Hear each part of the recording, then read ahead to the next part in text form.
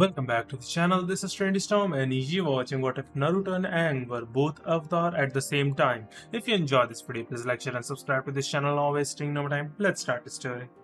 A small boat was seen drifting slowly in the Arctic waters of the South Pole. There were two teenagers in it. One boy with blue eyes, tan skin, and a shaved head except for a small ponytail of brown hair. The other had brown hair, blue eyes, and tan skin, just like the girl. The remainder of the hair was braided into a ponytail underneath it, while some of it was pulled into a bun. They were both dressed in heavy blue fur. With a spear in hand, the boy watched a fish swim by with hunger. "It's not getting away from me this time," he replied. He told the girl, "Watch and learn Katara. This is how you catch a fish." Katara gave him a doubtful glance. She noticed another fish when she looked down. She began to wave her hand after removing her glove. The fish emerged from the sea in a globe of water. She called, "Sokka, look." Without taking his eyes off the fish, he whispered, "Shush, Katara. You're gonna scare him away." He moistened his lips. I already smell him cooking." As she kept the globe spinning in the air, she said, "But Sokka, I caught one." The spear was reared back into the globe by Sokka. It burst like a balloon. Returning to the sea, the fish leapt. "Hey!" exclaimed Katara. Sokka was splashed by the water. "Ah!" he exclaimed. Sokka gave Katara a fierce look. "Why is it," he yelled, "that every time you play with magic water I get soaked?" Katara let out a sigh. "It's not magic, it's waterbending, and it's yeah, an ancient art unique to our culture, blah, blah, blah." Sokka spoke. "Look, I'm just saying that if I had weird powers, I'd keep my weirdness to myself. You've only told me this like 1,000 times." Katara arched an eyebrow. Sokka was doing it at the moment to support her claim that, "You're calling me weird? I'm not the one who makes muscles at myself every time I see my reflection." Sokka gave her a scowl. A swift current swept the boat away, causing it to tremble. In order to avoid colliding with chunks of ice, Sokka began to paddle. Katara shouted, "Watch out!" Ahead of them, two pieces of ice were on a collision course. The boat would be crushed if it became trapped between them. She yelled, "Go left! Go left!" Before being crushed by the ice, the boat collided with multiple chunks of ice. They were driven onto a piece of ice after being ejected from the boat. They both realized they were stranded after looking around. Katara said, "You call that left?" Sokka made a waterbending gesture and said, "You don't like my steering? Well, maybe you should have waterbended us out of the ice." Katara got to her feet. "So it's my fault? I knew I should have left you home. Leave it to a girl to mess things up." Katara gave him a fierce look. "You are the most sexist, immature, nut-brained," she cries as she flails her arms and bends the water behind her without realizing it. Behind her, a crack in the iceberg said, "I'm embarrassed to be related to you." Sokka's eyes grew wide. "Ever since Mom died I've been doing all the work around camp while you've been off playing soldier." Meekly, Sokka said, Katara." The iceberg cracked even more. "I even wash all the clothes. Have you even smelled your dirty socks? Let me tell you, not pleasant," she said. Katara. "Settle down. No, that's it, I'm done helping you. From now on you're on your own." Katara snapped to attention as the iceberg broke. They were pushed back as it collapsed. "Okay. You've gone from weird to freakish, Katara." "You mean I did that?" They noticed a blue light coming from them and said, "Yep. Congratulations." As it grew, the water bubbled. It turned out to be a glowing iceberg that exploded out of the water. Two figures, one large and one small, caught Katara's attention as she examined the iceberg. She arched an eyebrow. "What the fuck?" The two teenagers were startled when the smaller shape opened its glowing eyes. Katara cried out, "He's alive. We have to help." Snatching Sokka's club, she made her way to the iceberg. Sokka commanded, "Katara, get back here." He picked up his spear and ran after his sister, saying, "We don't know what that thing is." Katara was already clubbing the iceberg when he arrived. She broke through with a final, powerful swing, sending a blast of air that blew them back. Before it burst and a light burst into the sky, it began to crack right through the center. After a loud boom, the tiger seals ceased their roaring. The same colored light circled down around the beam and struck the iceberg after shooting into what appeared to be a large hole in the sky. It wasn't just Katara, Sokka, and the tiger seals who realized what was going on. A teenage boy in red and black armor on a nearby metal boat gazed at the light with a hint of wonder and then glared at it. He said, "Finally." Except for a tiny patch of hair that grew into a ponytail, the majority of his head was shaved. But the scar that ran from his left eye to his ear was his most distinctive feature. The boy addressed an elderly man in red armor and robes, asking, "Uncle, do you realize what this means?" The man answered, "I won't get to finish my game. It means my search is about to come to an end," the boy said, ignoring the comment. The elderly man let out a sigh. He reflected, "Here we go again." Zuko's uncle continued playing his card game and said, "That light came from an incredibly powerful source. It has to be him. Or it's just the celestial lights. We've been down this road before, Prince Zuko. I don't want you to get too excited over nothing. Sit. Why don't you have a nice cup of calming jasmine tea?" "I don't need any tea, calming tea. I need to capture the avatar," said Zuko. "Helmsman, head a course to the light." With a sigh, Uncle layered one air card on top of the other. A wind blew through the space. The siblings were able to see when the steam cleared. They exchanged glances before turning back to the iceberg, as though he was waiting for something to happen. Sokka lifted his spear. He was spared a long wait. Out of the iceberg emerged two glowing individuals. Both had glowing eyes, and one had a glowing arrow on his head and 3 glowing lines on each cheek. Sokka lifted his spear toward the sky. "Stop!" They got to their feet and appeared very menacing. Both of them fell as the glow vanished. Fortunately, Katara managed to capture them both. Sokka jabbed his spear at them. He was swatted away by Katara. She put them down gently and said, "Stop it." Slowly, the bald one began to stir. The sight of Katara caused him to open his gray eyes and gasp. "Beautiful," he reflected. Weakly, he said, "I need to ask you something." "What? Please come closer. What is it?" With excitement, he said, "Will you go penguin sledding with me?" At his unexpected outburst of energy, Katara arched an eyebrow. Sure, I guess." Sokka was observing them as they conversed. The child with the arrow was bald and dressed in yellow. Earth Kingdom? He was led to believe otherwise by the absence of green attire. Yellow and orange? What makes that sound familiar? Then he turned to face the other child, still unconscious. Sokka had never heard of a child with yellow hair before. In addition, he wore an orange jacket and orange pants, and he had 3 lines on each cheek. He had on blue sandals, too. Sandals? Here outside? The bald child rose to his feet on his own. The child said, "What's going on here?" "You tell us." Sokka pointed at him with his spear. "How'd you get in the ice? Why aren't you frozen?" "I'm not sure." Then they noticed a yawn. Still half asleep, the other boy stood up and began to walk. Katara said, Wait, what's his name?" to the arrow boy. He gave a shrug. Sokka gave him a narrowed look. "You don't know your friend's name?" "I've never met him before." As he stepped off the ice and into the water, they watched. He leapt out 2 seconds later. It was, sea. Cold. When he hit the ice, he cried out, "Cold ground." He sprang into Sokka's embrace. He smiled and said, hello." Sokka let him go. The blond boy began to scan his surroundings. What the hell? Why is it so cold? Why is there ice everywhere? Is this the ocean? Where's the forest? Do you have any ramen? The 3 of them looked up. They were all startled by a deep growl. The tattooed boy leapt down on a large furry animal after scrambling up the ice hill. He attempted to wake it up by saying, "Appa, are you all right? Wake up, boy." When the other 3 saw Appa licking the arrow boy, they all gasped. "You're okay." Sokka exclaimed, "What the hell is that?" "This is Appa, my flying bison." "Right, and this is Katara, my flying sister." Snot flew from Appa's nose as he sneezed. Sokka was left to get covered in snot as Aang ducked in time. "Ew.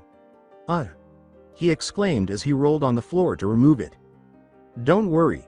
It'll wash out." The blonde child scowled. "Gross." The bald boy inquired, "So do you guys live around here?" "Don't answer that. Did you see that crazy light beam? They were probably trying to signal the Fire Navy."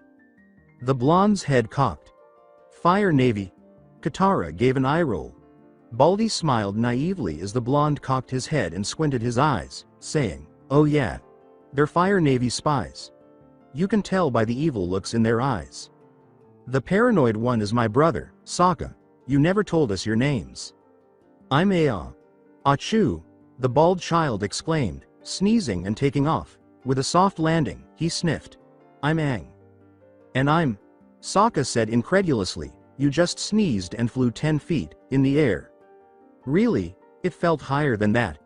The blonde jumped as high as Aang had ever done and landed in Appa's saddle, saying, "Yeah. It was more like 17 feet. Yep. 17 Datbao." Katara took a sharp breath.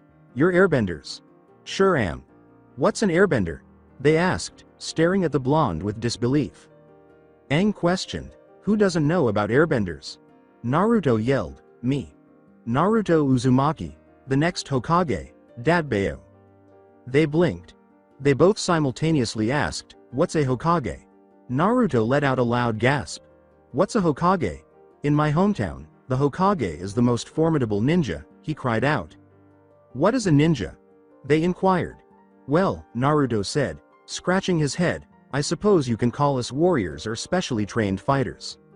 Naruto scowled at Sokka as he laughed, asking, "What's so funny? You want us to think you're a fighter? I am in training to become a ninja. I can also kick your ass, Datbao." "Oh, I see." Sokka posed a challenge. "Yeah." Naruto leapt off Appa and into Sokka's face. Wedging herself between the two, Katara said, "Okay, break it up you two."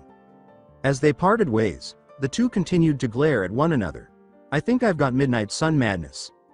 Giant light beams, big holes in the sky, flying bison, airbenders, and annoying ninjas. He turned and saw that there was no way off the iceberg. "I'm going home where things make sense." Aang airbent himself onto Appa's head and said, "Well, if you guys are stuck, Appa and I can give you a lift." Naruto hopped into the back saddle and said, "Cool." Katara bowed and said, "Thanks, we'd love a ride."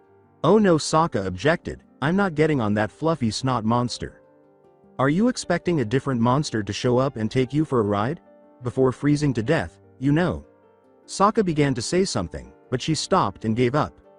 Naruto chuckled and told Katara, "I like you." While Katara and Naruto appeared excited, Sokka crossed his arms in frustration. "All right. Hold on tight, first. Time passengers. Appa, yip yip." Aang called. After jumping into the air and flapping his tail, Appa fell into the water and began swimming. "Whoa. That was really incredible," Sokka remarks sarcastically. "Appa is simply worn out." Aang grinned back at them, especially at Katara, who he gazed at with her brown hair, tanned skin, and ocean blue eyes. "A little rest and he'll be soaring through the sky."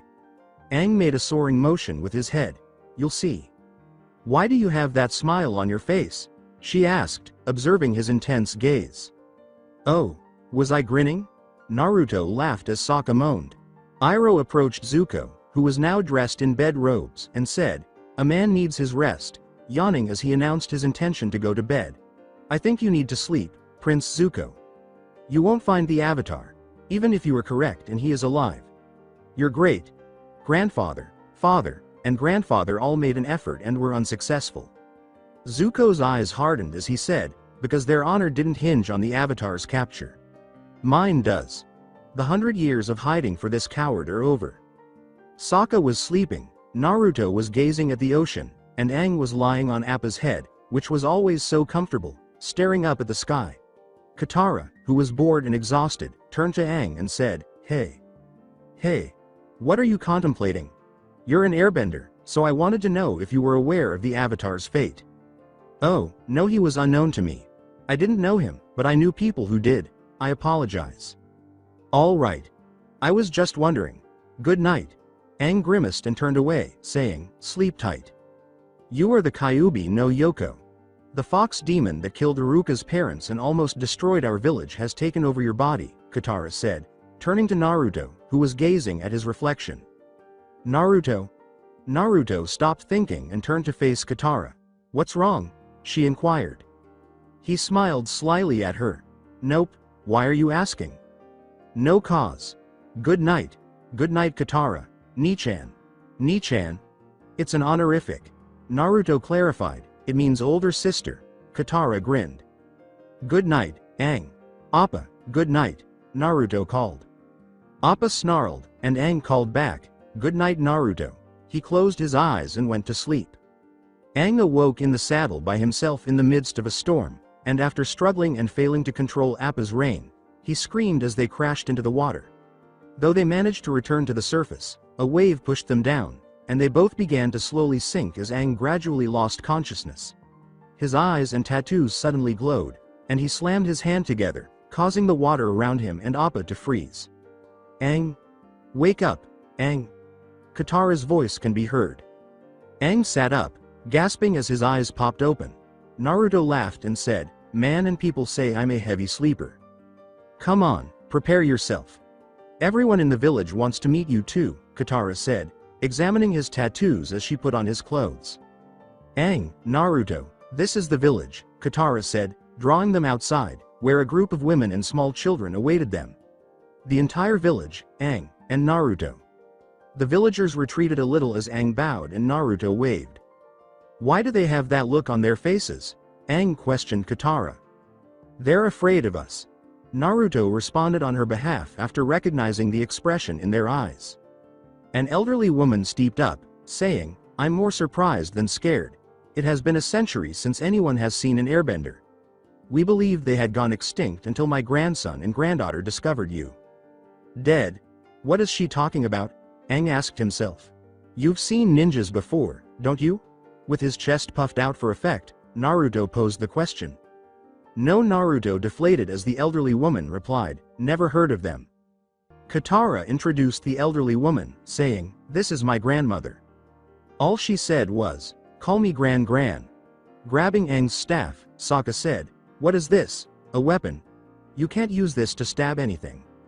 It's not stabbing, Aang said, sucking the staff back to him with airbending. He explained, it's for airbending. Fan. Like wings of orange materialized. Magic trick. Repeat. A young girl gave a clap. Aang corrected it, saying, not magic, airbending. It lets me control the air currents around my glider and fly. Sokka gave a snort. Last time I checked, humans can't fly. Check again. Aang grinned and leapt into the air.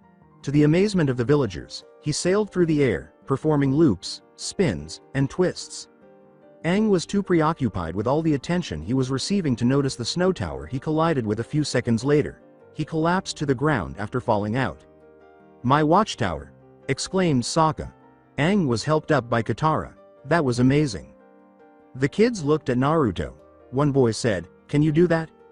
Naruto gave a headshake. The kids moaned, I can't fly, but I can use jutsu. Jutsu? Naruto sealed his hand. He was covered in smoke as he said, here's my henge no jutsu. A second Sokka appeared when it cleared. Everyone's jaws dropped and their eyes widened.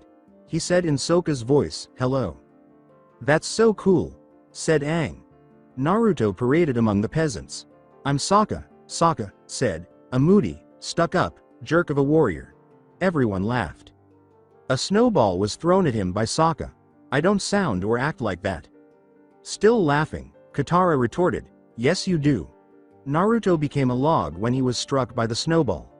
Aang questioned, why did you change into wood?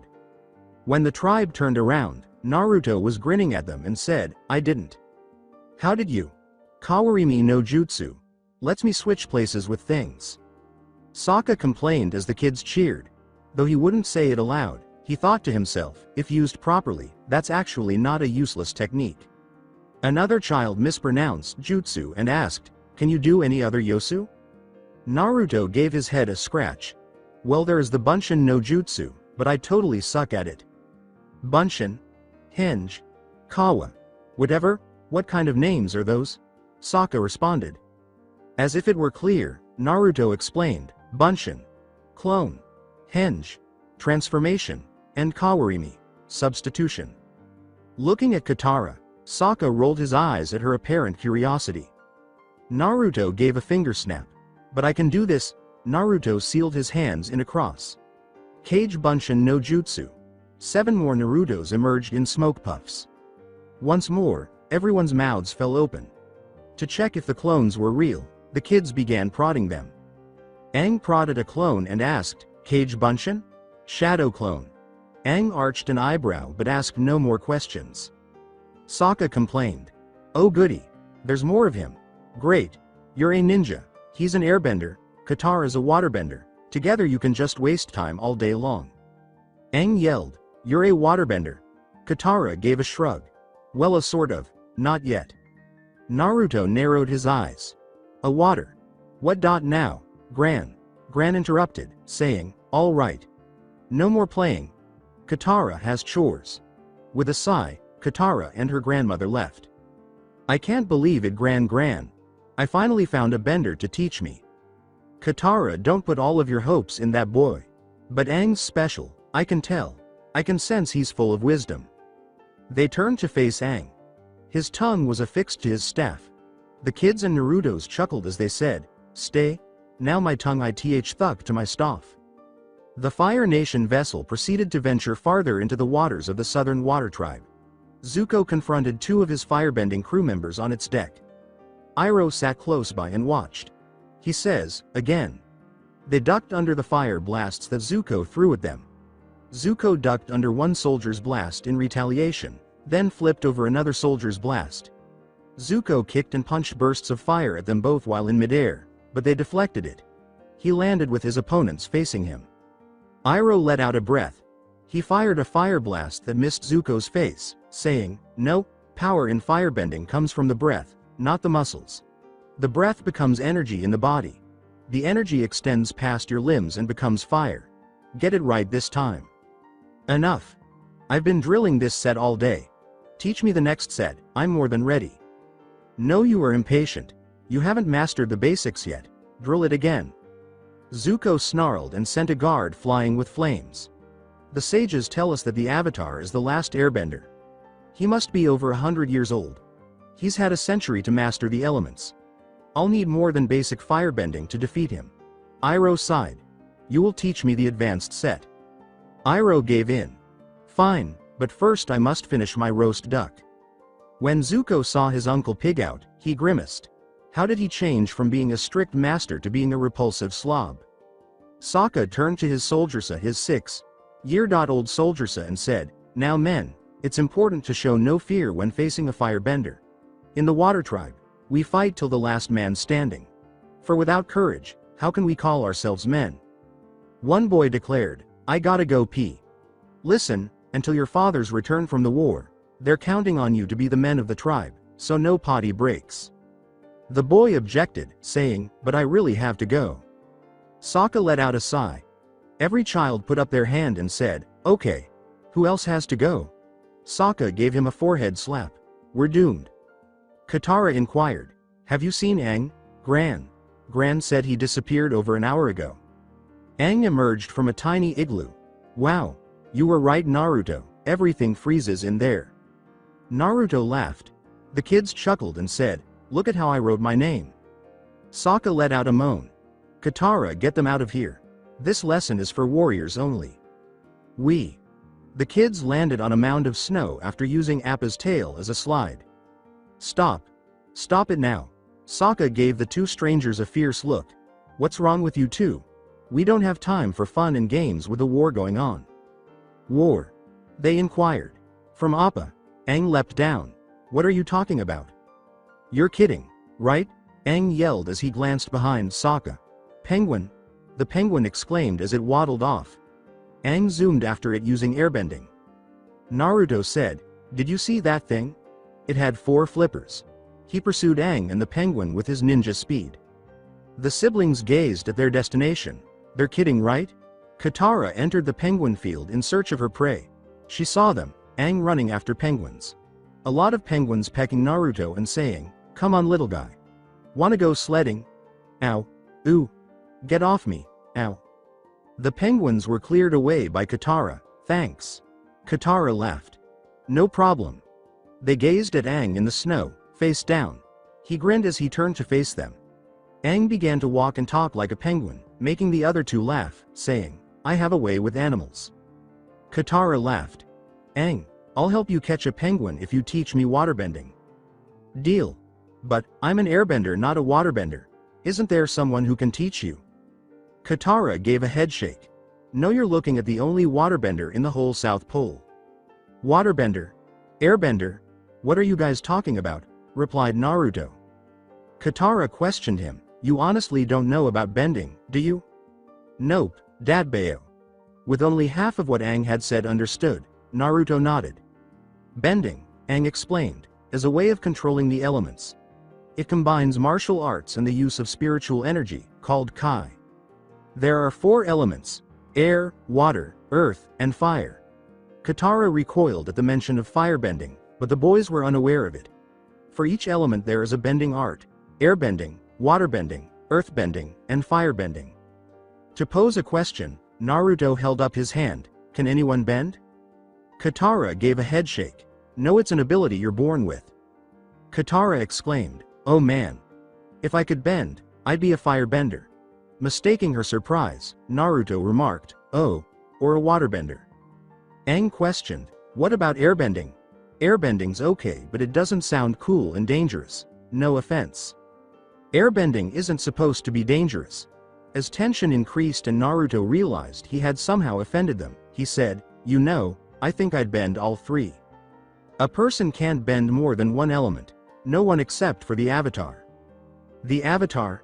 The Avatar is the strongest bender in the world. The Avatar has the ability to bend all the elements. Wow. He sounds cool.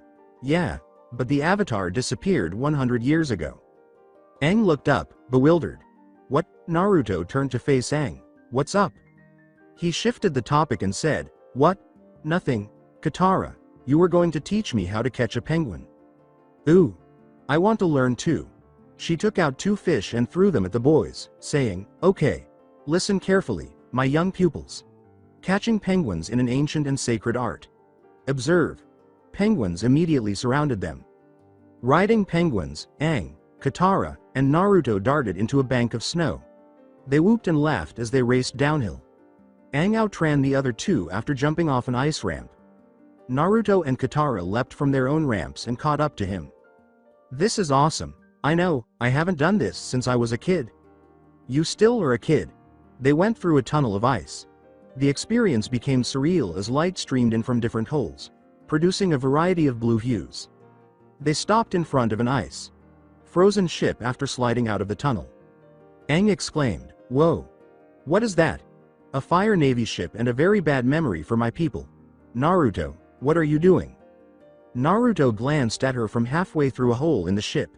He went inside after saying, seeing if they have any shoes. Snow and sandals do not mix. Aang also made his way to the ship. Wait. We're not allowed to go in there. The ship may be booby-trapped. Aang faced her. If you want to be a bender, you have to let go of fear. Despite gulping, Katara followed Aang inside the ship. Katara felt uneasy in the ship's corridors, but Aang appeared unfazed. When someone swore, Katara gasped. Damn it. There aren't any shoes. Naruto pouted as he came out of a room. Why are you so scared, Katara? Aang inquired, observing her uneasiness. This ship has haunted my tribe since Gran was young. It was part of the Fire Nation's first attacks. Okay. Back up, I have friends all over the world, even in the Fire Nation. I've never seen any wars. Yeah, we're not at war with anybody. And why do you keep calling us the Fire Nation? We're the land of fire, Hai no Kuni. Katara exclaimed, you're from the Fire Nation? Land of Fire. And what war are you talking about? Hai no Kuni hasn't even had a military for 100 years, I don't think.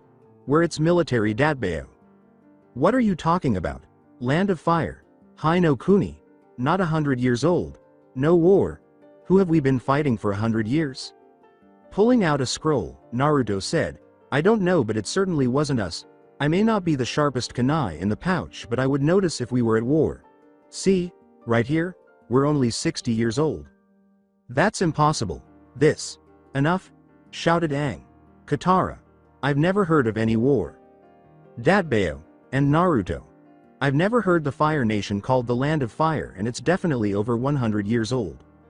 Huh? Aang looked over at Katara. What war are you talking about? The 2 boys caught Katara's attention. In all honesty, these two have no idea. How long were you two in that iceberg? I don't know, a few days maybe? I wasn't even near water. Last thing I remember was being in a forest with Iruka Sensei and Mizuki Ateme. I think you guys were in there for 100 years. What? They cried out. That's impossible. Do I look like 112-year-old man to you? Aang questioned. Well, think about it. The war is a century old. You guys don't know about it because somehow you were in there that whole time. It's the only explanation. Aang fell to the ground after stumbling backward into the wall.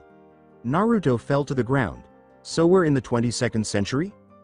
Aang soared. What? 22nd century? That's 600 years. Aang calmed down a bit and said, Naruto, your math is off. This is the 16th century. Naruto leapt to his feet.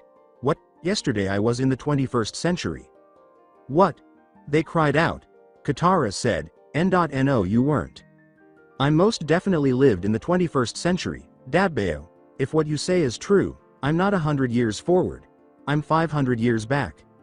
But if what you say is true, how did you go back in time? Katara asked. Naruto's eyes grew wide. He gripped his head and said, I must have Useda, but how did I get enough? When did I Avena? It's unbelievable. Aang replied, we're so far away from home. Katara joined them on their knees. I'm sorry, but maybe somehow there's a bright side to this. Well, I did get to meet the two of you. Naruto chuckled. Yeah. I haven't had this much fun in a long time. Katara grinned. See? Let's get out of here. They entered a dimly lit room. Guys, let's head back. This place is creepy. Following his statement, Naruto stumbled over a wire. What are you talking about, Katara? There's nothing to worry about as long as I'm here. They were shut in by a great door that fell down. Aang inquired, what was that you said about booby traps? In shame, Naruto rubbed his head.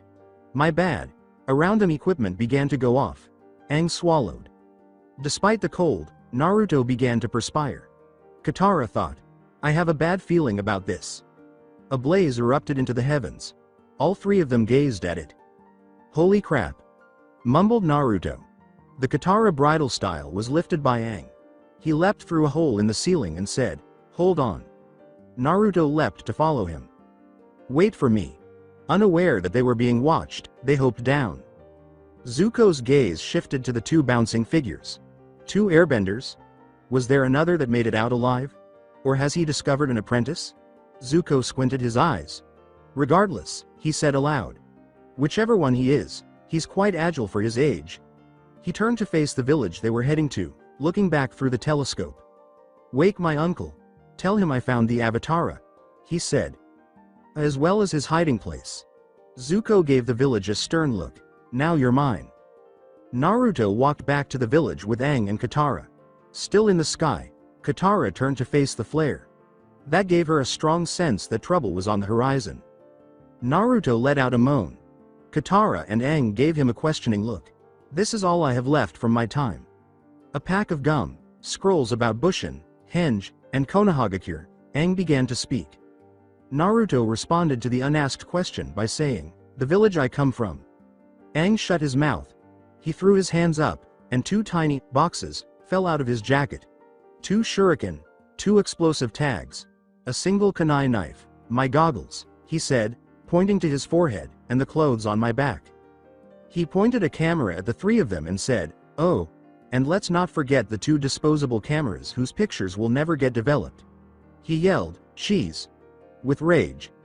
Unprepared for the flash, Katara and Aang were blinded. Thanks a lot, Karma. Aang's eyes were rubbed. So Katara, you said you're the only waterbender here. What happened to the others? They were wiped out a long time ago.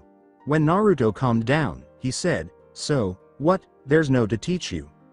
Katara gave a headshake. No one. Aang proposed, what about the Northern Water Tribe? There are waterbenders there. They could teach you.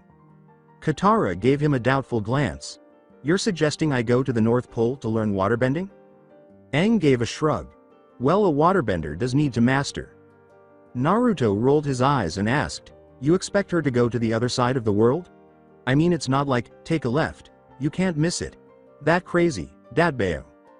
Aang's finger went up. But you forget. I have a flying bison. Appa and I can personally fly you to the North Pole. We're gonna find you a master. I don't know. We haven't had contact with our sister tribe for years. And I've never left home before, she said with uncertainty. Why don't you talk it over with Gran? She and the tribe are standing right there. Naruto made the point. Katara glanced forward. As it turned out, every villager was standing outside.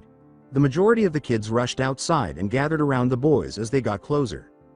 Sokka gestured to the pair. I knew it. You signaled the Fire Navy with that flare. You're leading them here. Katara defended them by saying, they didn't do anything, it was an accident. Naruto turned to face the glaring crowd and said, yeah, Dadbao. We were on the Shippa and the booby trappa I set it off. The back of his neck was rubbed. Weakly, he concluded, my bad. Gran gave a headshake. Katara, you shouldn't have gone on that ship. Now we could all be in danger. Aang said, don't blame Katara. Yeah, she warned me about the ship, but I didn't listen, said Naruto. Aang acknowledged, and I convinced her to go in. Both of them bowed. We're sorry. Aha. Sokka exclaimed with triumph. The traitors confess. Warriors away from the enemy, he said. The foreigners are banned from our village. Katara argued, Sokka, you're making a mistake. Sokka shot back, no, I'm keeping my promise to Dad. I'm protecting you from threats like them. I'll show you a threat. Naruto growled and attempted to attack Sokka, but Aang stopped him. Sokka pointed to Naruto and said, you see, threat. Katara shouted, they are not our enemy, don't you see? They've brought us something we haven't had in a long time, fun. Sokka laughed. Fun? We can't fight firebenders with fun. Katara thought sourly, you can't fight them with 6-year-olds either. Aang grinned. You should try it sometime. Sokka shouted, get out of our village. Katara begged, grandmother, please, don't let Sokka do this. Katara, you knew going on that ship was forbidden. Sokka is right. I think it is best if the outsiders leave. Katara gasped. Were they blind to the danger posed by Aang and Naruto? She was upset. Furious with Sokka for her oppressive behavior. Furious with her grandmother for having such a narrow perspective. She could, in fact, make such a choice if Sokka could. It was fine. She cried. She took them by the arm and left, saying, then I'm leaving too. Come on guys, let's go. Sokka asked, where do you think you're going? She shouted back, to find a waterbender. They're taking me to the North Pole, instead. Aang blinked. We are? He asked, glancing at Naruto, who shrugged before beaming broadly. Great. Naruto pleaded, can we get some shoes first? Sokka scowled. Katara won't support strangers, will she? Sokka said aloud, Katara. You wouldn't choose them over your tribe, your own family, would you? Katara stopped as a result. I'm not sure, would I? She pondered. Aang walked off in the direction of Appa after saying, Katara, I don't want to come between you and your family. Naruto followed Aang after saying, family isn't something you should take for granted. So you're leaving the South Pole? Katara inquired, her voice full of sorrow. This is goodbye? Naruto said with equal sadness, afraid so. Aang said, thanks for going penguin sledding with me. Katara. Where will you go? Aang came to the realization, I guess I'll head back home and search for the airbenders. Wow, I haven't cleaned my room in 100 years, not looking forward to that. Naruto said, I have nowhere to go, and 2 is better than 1. Would you mind if I came along? They leapt onto Appa and said, sure. Aang told the village, it was nice meeting everyone. Naruto snapped a photo of them. Sokka sneered, let's see your bison fly now, airboy. Appa, you can succeed. Come on. Yip yip. Appa moaned but just got to his feet. With a snort, Sokka said, I thought so. Naruto remarked aloud, I think I'll miss you the most, Sokka. Teme. I never thought I'd meet someone more annoying than Sasuke. Don't go.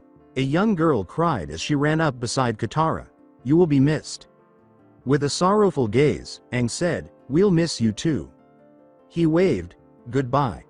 When Katara gave him a sad look in return, Aang turned away, snapped the reins, and they departed the village, with the young girl returning with a sorrowful gait. Katara, you'll feel better after you said Gran as he approached Katara. Are you happy now? That's my one chance to become a waterbender, Katara interrupted. Gran felt bad after she hurried away. All right. Get our defenses ready. At any time, the Fire Nation might arrive on our shores. His troops heard Sokka shout. But I gotta. Also, no bathroom breaks. Appa rumbled. Yeah, while Aang, Naruto, and himself were sleeping in the holes of an ice formation. I also liked her, Aang said. Naruto looked out to sea and said, Amen to that. What is that? A Fire Navy ship. The village, Aang gasped as he followed his gaze. Appa, wait here, he said, sliding down his perch. Naruto, hurry up. Naruto followed Aang after blinking, glancing at Appa, and shrugging. Wearing his toughest leathers, putting on his gloves, tightening his tunic, and applying black, white, and gray war paint to his face, Sokka made the decision that if he was going to fight the Fire Nation, he was going to do it like a true Water Tribe warrior. Zuko was fitted into his armor with the assistance of attendants. He was not taking any chances in this battle, and a helmet with a flame emblem on the front was put on his head. Zuko was expecting this to be the battle of his life, but he was unaware of how mistaken he was. The villagers looked up in alarm as Sokka stood atop the lookout ice wall and everything began to tremble with a rumbling noise. Sokka's watchtower and other parts of the ice wall collapsed, and he groaned, "Aw man." As the ship broke through the ice, it cracked the ice all the way into the village. Katara barely saved a child from the crack, placing him in a tent and turning to her brother. A huge shadow was visible through the mist approaching the village. "Aw man." Sokka's voice cracked. Sokka remained on the wall, his club raised as if he were about to strike the ship. "Sokka, move out of the way." He wanted to, but pride, willpower, fear, and foolishness held him back when he heard Katara scream. The bowsprit opened down with a screech, nearly crushing Sokka, who barely moved out of the way, but the part he was standing on somehow remained intact and he only slid backwards as the ship finally reached the wall and fell back. As steam cleared, Zuko and a few Fire Nation soldiers emerged, walking down the now gangplank while Zuko searched the crowd for someone who, well, looked like an avatar. The tribe gasped at how easily Sokka was beaten after he straightened out and charged at Zuko with a war cry. Zuko kicked the club away with ease and then kicked Sokka headfirst into the snow. When the soldiers arrived, they moved back. Zuko turned to face the women and children in the crowd and asked, "Where are you hiding him?" Zuko questioned. The villagers were confused and didn't respond. He grabbed Gran out of the crowd. He'd be about this age.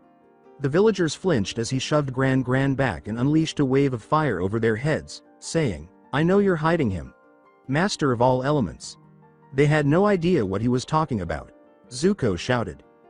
After recovering from the fall, Sokka grabbed his club and hurled another war cry at Zuko. "Stupid water peasant." Zuko thought to himself, and ducked beneath Sokka, flipping him over his head. Zuko then fired a burst of fire at Sokka, who rolled aside and threw his boomerang at the Fire Prince, barely avoiding Zuko's head. A young boy shouted, "Show no fear," and threw Sokka a spear. Sokka charged at Zuko a third time, but this time he was no more successful than the first two times. Zuko quickly broke the spear's head, grabbed it from Sokka, and repeatedly bonked him, knocking him down. The boomerang returned behind Zuko, knocked his helmet around, and struck him in the head, causing him to readjust it and glare down at Sokka while two fire daggers emerged from his hand. The firebender was about to react when Aang slid in from behind on a penguin and used his staff to push him off his feet, causing Zuko to land face down with his butt in the air and his helmet to land on it. Aang slid past the children who were cheering, covering them in snow, and they stopped, irritated, but then resumed their activities. The irate penguin pushed Aang off. "Hi, Katara." Aang said, "Hey, Sokka," as if nothing had happened. "Hello, Aang. Thank you for coming." Sokka gave a dry thank you. Aang held his staff in front of him and took a serious expression on his face as Zuko stood up and assumed a firebending stance. "Give up. You are encircled," Aang declared. When Zuko and his men turned to look behind them, all they saw was snow. "Who is around?" Zuko sneered. The soldiers jumped when 10 Narutos emerged from the snow and said, B.by.m.me. Naruto. Katara smiled. All of the Narutos froze in terror as the Bending soldiers aimed their spears at them and the surprise firebending soldiers produced fire daggers. Zuko turned his attention from Naruto to Aang and said, "You're the airbender?" Incredulously, Zuko questioned, "You're the Avatar?" Everybody's eyes grew wide. Katara gasped, "Aang." As Sokka whispered, "No way." Naruto muttered, "Whoa. I've spent years preparing for this encounter," Zuko said as he and Aang circled one another. "Instruction. Practicing meditation. You're still a kid," Zuko yelled. Aang loosened up and shrugged, saying, "Well, you're just a teenager." Aang twirled his staff toward Zuko as he fired multiple bursts of fire at him. However, some of the fire reached over the heads of the villagers, causing them to scream, and Aang realized that if this continued, someone innocent would be harmed. "Will you swear to keep everyone to yourself if I accompany you?" With a sign of surrender, Aang asked. Zuko nodded. A soldier took his staff, and Aang was led to the ship. Zuko never intended to hurt anyone, at least not after he saw that there were no threats. He wasn't above threatening and frightening women and children, but he wouldn't hurt helpless people. Katara hurried on, saying, "No, Aang. Avoid doing this," she sobbed. "Don't worry, Katara. It'll be okay." Aang grinned at her and pushed forward, saying, "Take care of Appa for me until I get back." "Set sail for the Fire Nation. I'm heading home," Zuko yelled.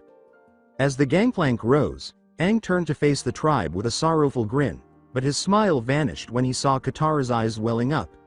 He knew that giving himself up was the best thing he could do for the village, but seeing Katara made him regret it. The bowsprit shut completely, and the ship began to sail away. Neither the disappearance of Naruto nor the fact that Zuko arrived with 6 soldiers and departed with 7 were noticed. The villages were in a somber mood, having banished the Avatar from their village earlier and being powerless when the Fire Nation took the last hope for peace in the world. A few hours had gone by since Aang was taken, and the villagers were ashamed, depressed, and without words, they began to repair the village. As Sokka carried some materials behind her, Katara stood out by the water's edge, staring at the horizon, hoping that Aang would glide back laughing and unharmed. However, a girl could only wait so long before she decided it was time to do something. "We must pursue that ship, Sokka. We must save Aang, who saved our tribe," Katara said. "Katara, why aren't you able to see that he's with us? Nobody will help him if we don't. We owe Aang, and I understand that you don't like him." Katara. Tired of listening to his sister babble, Sokka yelled, "Are you coming with me or are you going to talk all day?" He pointed to a canoe that was ready to go. "I don't give him enough credit," Katara said, gasping with joy and embracing him. Sokka. "Enter. Your boyfriend will be saved by us." With a flush, Katara said, "He's not my." "Whatever. What are the two of you doing?" interrupted a voice. They turned to Gran, who was giving them a stern look before smiling at them. "You'll need these." The 2 teenagers were shocked when she handed them a blue bundle, saying, "You have a long journey ahead of you." "I haven't felt hopeful in such a long time. However, you revived my little waterbender." A Gran gave Katara a hug before turning to Sokka. "And you, my brave warrior," Sokka said, standing tall and anticipating some kind of commendation. "Be kind to your sister." Deflated, Sokka hardly gave his grandmother a hug in return. "Yes, all right, Gran.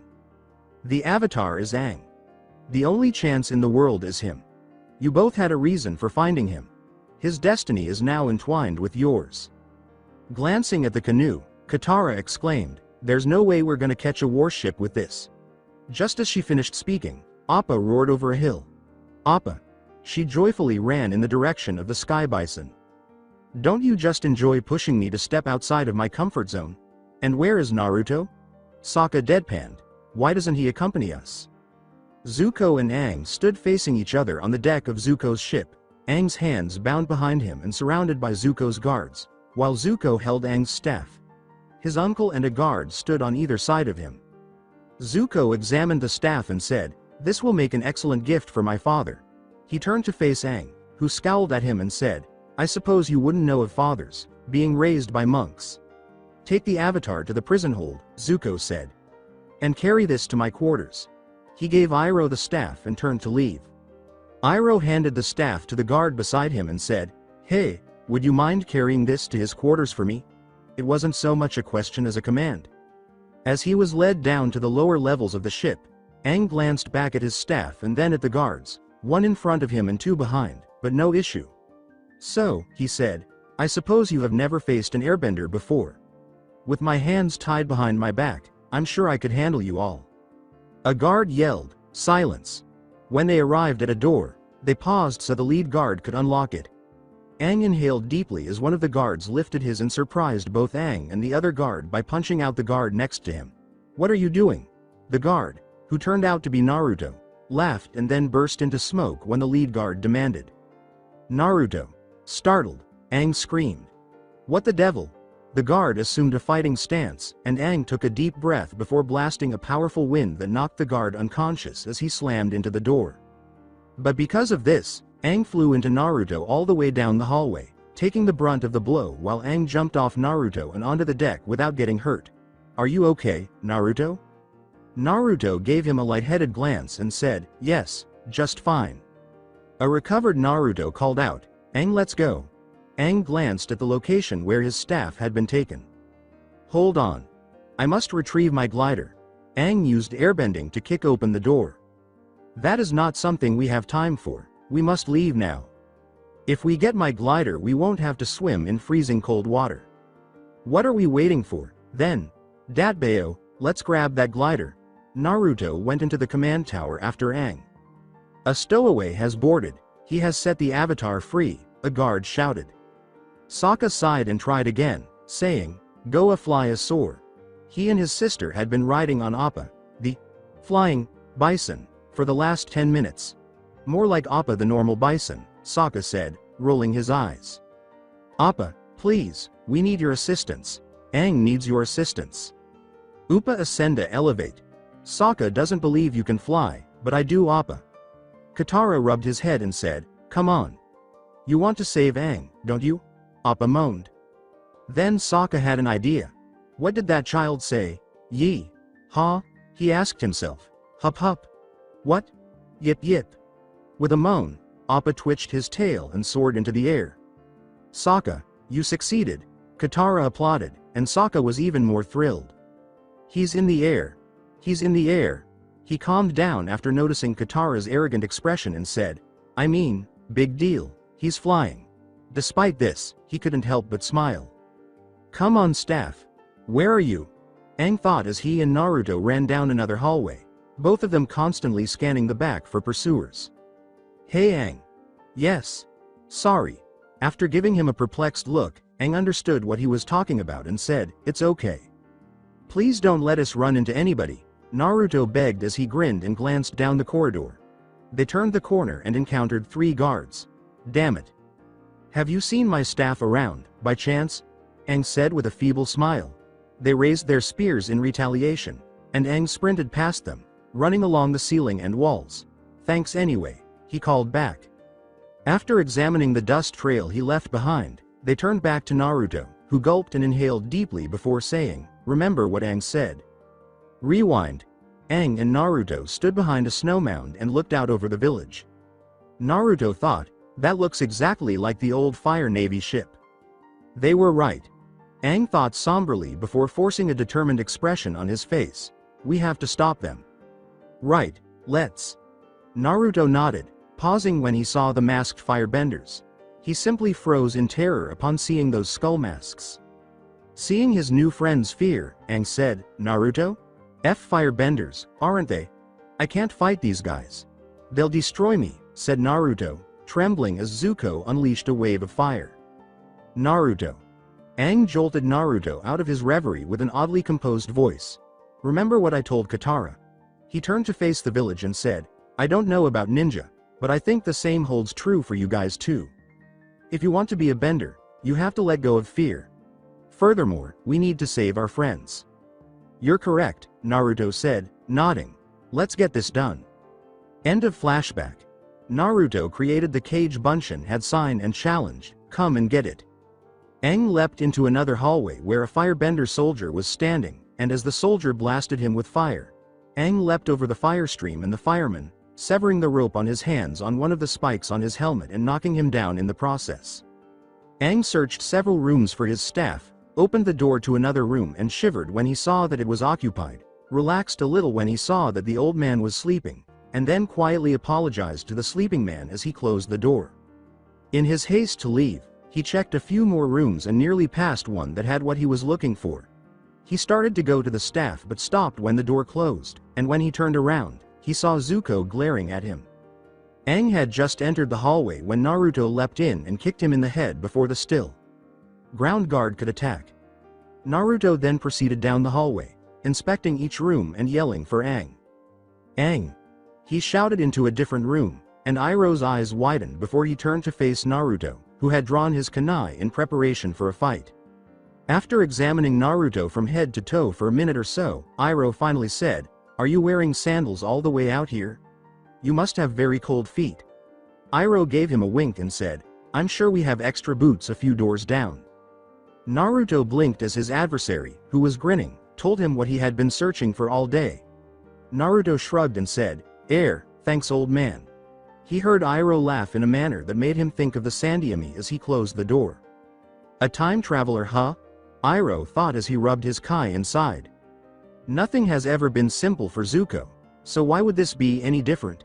He finally finds and captures the Avatar after nearly 3 years of searching, and he escapes not even 5 minutes later. Of course, he thinks to himself. This kid is predictable. Zuko smirked as the Avatar reached for the staff, which he purposefully left out in the open. He closed the door behind him, trapping the Avatar in the room.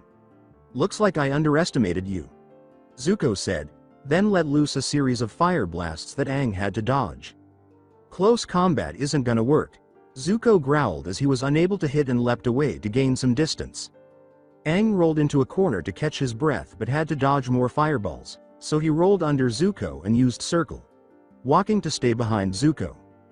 Aang jumped into the air and created an air scooter, riding around the room dodging every blast as he continued to fire blasts, but Aang bent the air away from the fire, causing the flames to die. Zuko flew back into his mattress as Naruto, wearing boots, flipped back next to him as he recovered his staff. Aang then used airbending to slam the mattress and Zuko into the wall and then the ceiling. When Zuko looked up, both boys were gone. They hurried out on the observation deck, and Aang opened his glider and jumped off. "Hop on," he called, and Naruto jumped on the back of Aang's glider. "We're out of here," Aang thought as he opened the bridge's hatch and poked their heads out to check if the coast was clear. The helmsman was there, but beyond him was their escape route. Zuko wasn't finished with them, though, as he leapt from the observation deck and grabbed Aang's foot. When Aang couldn't bear the weight of Zuko, Naruto, and himself, they all fell onto the deck, and the 3 of them stood up and fought again. Zuko, irate and resolute. Naruto, resolute and prepared. Aang, hesitant and anxious, as the other fighters could see. Zuko grinned and said, "This should be simple." "What happened to being brave and fearless?" Naruto asked, casting Aang a disbelieving glance. They looked up after a growl diverted their focus from one another. "What is that?" Zuko questioned aloud. "Appa!" Aang cried out. "Whoa!" They could see Katara and Sokka in Appa's saddle as he approached, and Naruto exclaimed in awe, "He really can fly." Zuko nearly roasted Aang while he was distracted by Appa. He twirled his staff to block the blast, jumped back to avoid another blast, and nearly fell overboard. With his hands in a cross seal, Naruto charged at Zuko, saying, "Kage Bunshin no Jutsu." Zuko's eyes widened as he saw 4 clones puff up next to him. What the devil? What kind of technique did he use to turn into 5 people? These copies can't take much damage, Zuko realized as 2 Narutos leapt at him, one of whom threw a punch that Zuko caught, and he used the momentum to kick a ball of fire at the second and slam the clone into the ground, shocked when they vanished in a puff of smoke. A 4th Naruto approached him with a kunai knife, but he kicked him away into the final Naruto with ease, causing the last clone to vanish as the real Naruto fell away. He sidestepped another clone and slashed into its side with a fire dagger, destroying it. Zuko turned his focus back to the bald monk after the ninja had left, and he fired a series of blasts of fire at him, the last of which knocked Aang's staff away. Aang jumped out of the way of another blast of fire and landed on the rail. Zuko then kicked another ball of fire, but this time he was unable to avoid it, and he fell unconscious and over the seaside of the ship. "Aang! No!" Katara cried. Aang was the Avatar. He was supposed to bring peace to the world. He wasn't supposed to. Not like this. Aang. He may not have liked the child, but he didn't deserve that. He saved our village, and he lost his life doing it. No one should have to die that young. Sokka, who was standing next to her, looked equally shocked. Naruto, look out, he gasped. Zuko trembled in anger, glaring at the yellow-haired ninja who freed the Avatar and sending a massive fireball at the blonde with a loud war cry. His eyes widened when the boy fell overboard, but that wasn't supposed to happen. He was supposed to capture the Avatar, not kill him, and even if he told his father that he killed the Avatar, he doubted his father would let him return home. Aang. He was alone again, and Naruto felt hollow but also filled with despair and rage. He gripped the rails harder as he watched in shock as Aang fell overboard. Aang, his new friend. Friend, how long has it been since he's had one of those? Katara's call for Aang was barely audible to him, and he hardly heard Zuko's war cry or Sokka's warning call. Aang felt numb and exhausted, and he could feel that he was in water, but he was powerless to stop it. Aang. He's still up there with that firebender, Naruto? Aang. No. Katara. Yes, she was on Appa. Aang. She is still on her way to that fireman. Aang. Aang began to panic. Everyone is in trouble, me, him, and her. Naruto's whiskers and eyes shone white. Aang's tattoos and eyes were glowing white. Naruto turned to face the fireball and backhanded it with ease, causing Zuko to back off in terror at his luminous gaze. Naruto then punched out his own powerful burst of fire, which he blocked with a punch but was flung back by the force of the blast. Zuko and the water siblings watched in disbelief as a number of soldiers emerged and surrounded Naruto. He bent fire and air. They all thought as Naruto crossed his arms and threw them out, sending them flying and knocking them back. Zuko stood up and gazed at Naruto in wonder and bewilderment. But I thought. Everyone's attention was drawn to a splash. Zuko stared at Aang in terror as he towered over the ship, and a cyclone of water erupted from the sea, with Aang at the top, his eyes and tattoos glowing just like Naruto's. After landing on the deck, Aang bent the water around himself and let it loose, sending Zuko over the ship's side and the soldiers reeling back. Katara and Sokka watched in disbelief. Did you see what they just did? Katara gave a little squeak. What the devil just happened? That was some waterbending, firebending, and Sokka cried out. After using the Avatar state, Naruto and Aang collapsed, exhausted. Katara hurried to Aang as soon as Appa landed, and Naruto was already getting up and making his way to them with Sokka's assistance. Aang, Katara said, shaking him. Are you okay? Aang moaned and turned to face the crowd. Hi, Katara. Hello, Sokka. Thanks for coming, he said with a weary smile. The smirking Sokka said, well, I couldn't let you guys get all the glory. Naruto said, but we won already, we came nonetheless. Naruto grinned and said, yes. Thank you, he said earnestly. The older boy was taken aback. Yuha, looking to his right, Aang said, I dropped my staff. Naruto fell on his face as Sokka volunteered and ran off, but before he could get it, another hand grabbed it, frightening him. When he realized it was Zuko, he tried to pull it away, but Zuko wouldn't let go. Sokka decided to exact revenge after a brief tug of war over the staff, and he poked Zuko in the head in the same manner Zuko had done to him earlier. Zuko lost his hold and nearly fell into the water, but he managed to hold onto the anchor chain. The water tribe is the source of that, Sokka shouted in triumph. Katara had just finished assisting the boys onto Appa when she noticed the guards moving toward them. She scared the guards a little by dragging a stream of water from the deck's puddles, and then she tried to do what Aang had just done by throwing her arms forward, but the water froze behind her and flew backwards. Katara. Katara heard Sokka yell, and when she turned to look behind her, she saw that she had frozen her brother's feet to the ship. The soldiers carried on, assuming she posed no threat, so Katara turned around and did it again, hoping for the same outcome. The soldiers were frozen in place, and Katara gave a mental cheer. Katara climbed on Appa and shouted at her brother, hurry up Sokka. It's your fault that I'm stuck. I didn't ask for all this flying and magic. I'm just a guy with a boomerang. Sokka said, using his boomerang to chip away the ice around his feet. He managed to free himself and ran up Appa's tail, saying, yip yip. Yip yip. Sokka sobbed. When Iroh saw the enormous mammal soar through the air, he had to rub his eyes. Huh. He surveyed the deck's chaos, including the frozen guards, the unconscious firebenders, and his nephew struggling to enter the ship. He promptly assisted Zuko in getting back on deck, after which he gave the order to shoot them down. Since everyone was now incapacitated, it was up to Iroh and Zuko to launch a massive ball of fire at Appa. The children laugh in triumph as they escape after Aang leapt to the back of the saddle and used his staff to release an arc of wind that diverted the fireball into an ice cliff, causing a significant amount of ice to fall on the ship and stop it from moving any farther. Zuko glared at them, then at the snow. The Fire Lord has good news. A young child poses the biggest threat to the country, Iroh said. Uncle, you're mistaken. Zuko looked at the place where they took off and said, I don't know how that's possible and I don't know if that makes my task easier or harder, but I know I won't underestimate either of them again. It's not just one kid, but two avatars. Iroh looked shocked at Zuko's statement. He turned to his crew, half of whom were frozen and the other half were thawing them out with tiny flames.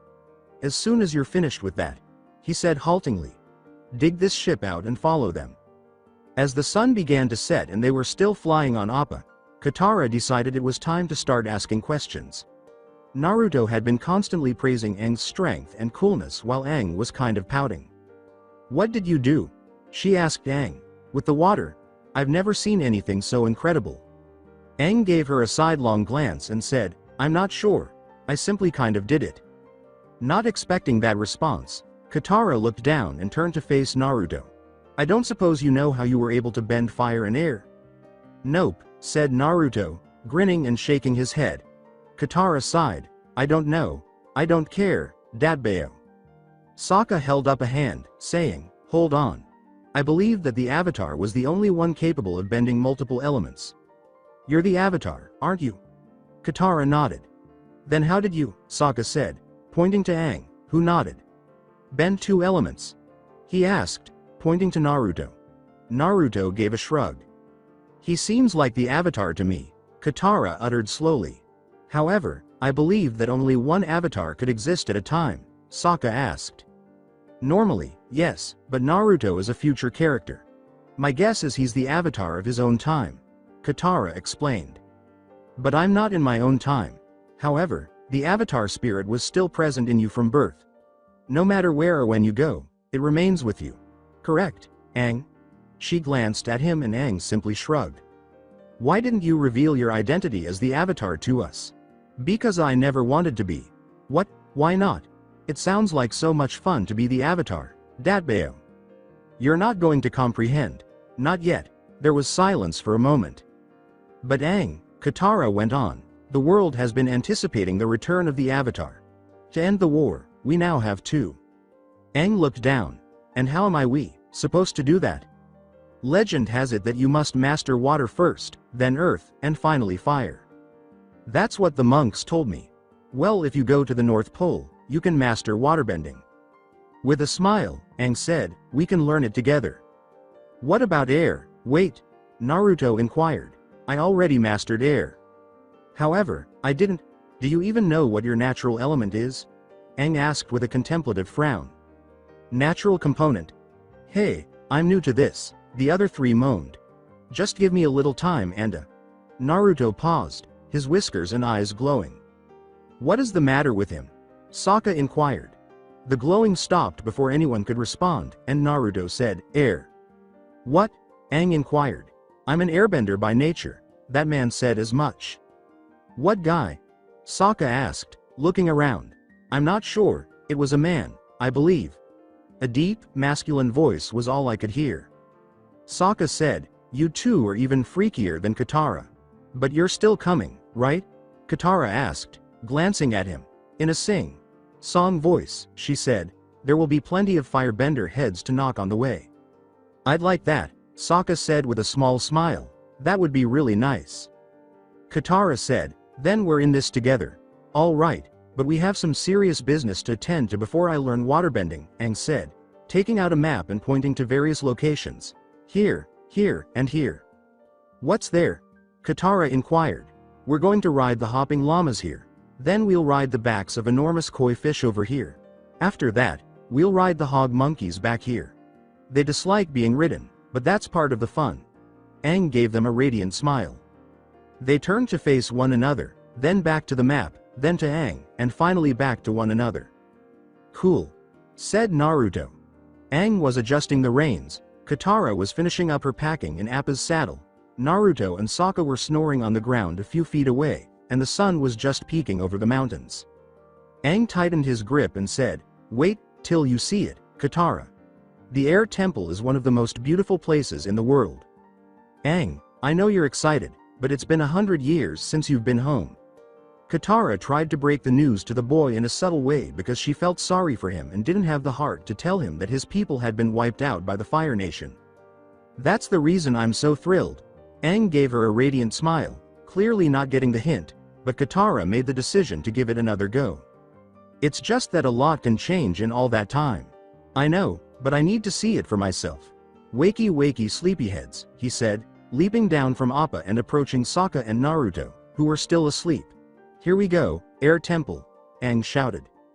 Naruto turned over and began snoring louder, and Sokka stirred, saying, "Sleep now, a temple later." After scowling and flashing a cheeky smile, Aang grabbed a stick and rubbed it up and down Sokka's sleeping bag before shouting, "Sokka, get up! Your sleeping bag has a prickle snake in it." Sokka jumped up and down and screamed, "Get it out! Take it out!" Still in his sleeping bag, Sokka lost his balance and fell flat on his face. Katara laughed at the scene. Aang smiled innocently. "Great, you're awake." Sokka scowled and gave the younger boy a fierce look. Aang gave the sleeping blonde a cunning smile and said, "Well, that just leaves Naruto. Oh no, breakfast is on fire. It's also Naruto's favorite dish." The monk let out a scream. "Up!" Naruto exclaimed. "Ah, ramen. Chan, I'll come to your rescue." As the others laughed, Naruto frantically searched for the ramen before realizing he had been punched and glaring at them. He leapt to his feet and dashed into the river where they were camped, running out to the campfire with water in his arms and throwing the water over the fire. "God! Everybody is awake. Come on," Aang said. When Zuko's ship arrived at a Fire Nation naval yard, he complained to his uncle about the two larger ships they were docked between as they made their way down the ship's gangplank. "Uncle, I want the repairs made as soon as possible," Zuko said. He said softly, "I don't want to stay too long and risk losing their trail." "The avatars, you mean? Too loud for Zuko's taste?" Iroh inquired. "Don't mention that name on these docks," he angrily said, turning on his uncle. "Every firefighter will be out searching for them non-stop as soon as word spreads that not one, but two of them are still alive. I don't want anyone to obstruct me."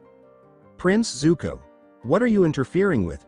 A voice that made Zuko nauseous asked, and he and Iroh turned to face the man who was coming toward them. With a frown, Zuko said, "Captain Zhao." Zhao bowed to Iroh and said, "And General Iroh, great hero of our nation." He smirked slightly and said, "It's Commander now." "Retired General," was what Iroh said. "The son and brother of the Fire Lord are always welcome visitors. Why have you come to my harbor?" With a thumb jerk, Iroh said, "Our ship is being repaired." Zhao said, "That's quite a bit of damage. Not a storyteller." Zuko fidgeted. Zhao wanted a story.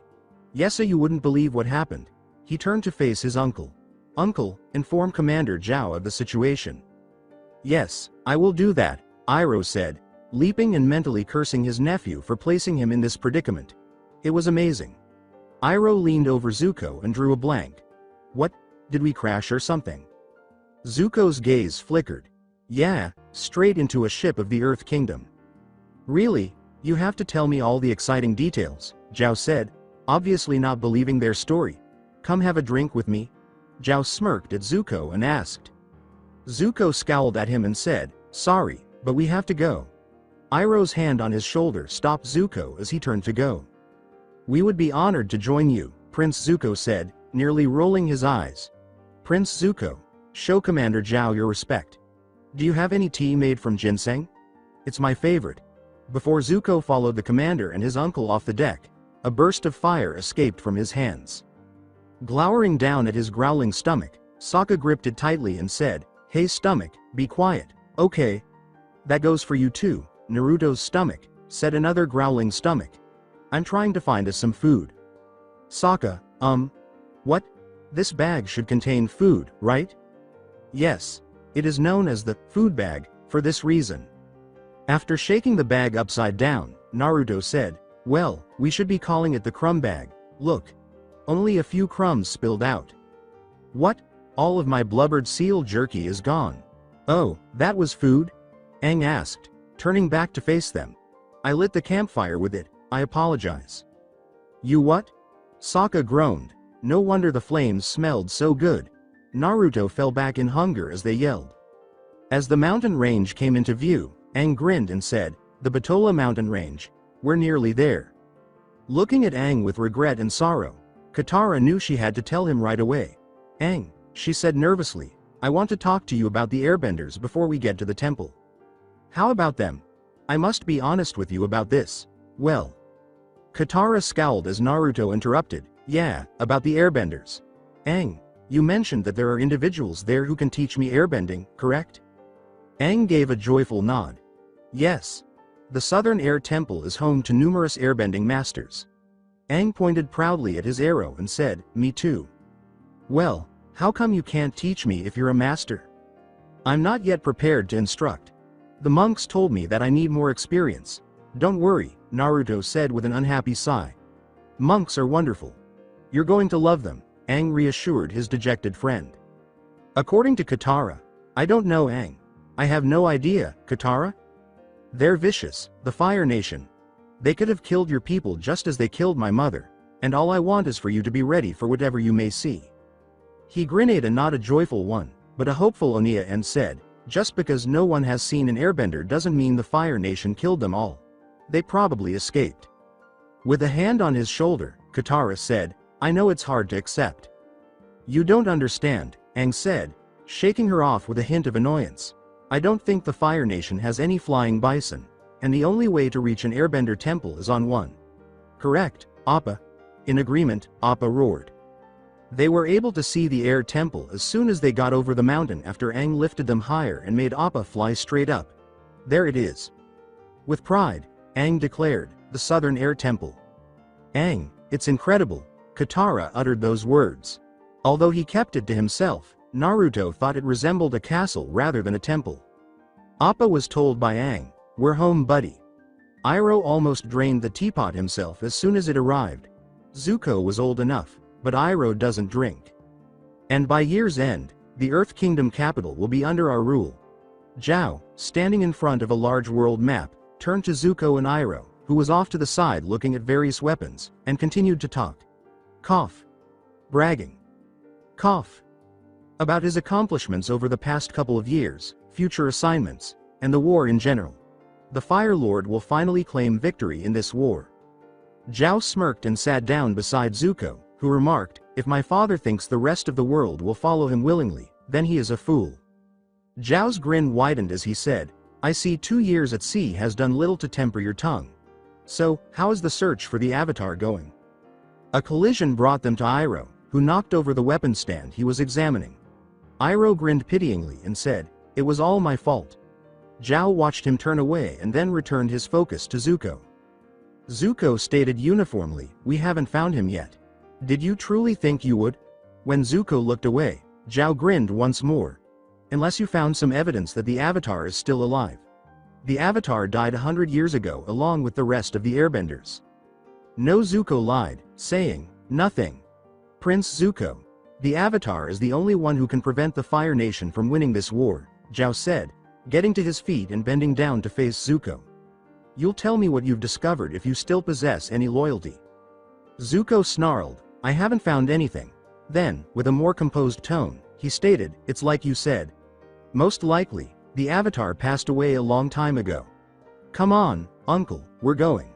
He stood up to go, but the guards stopped him. Commander Zhao, we questioned the crew as you directed, said another guard as he entered the tent.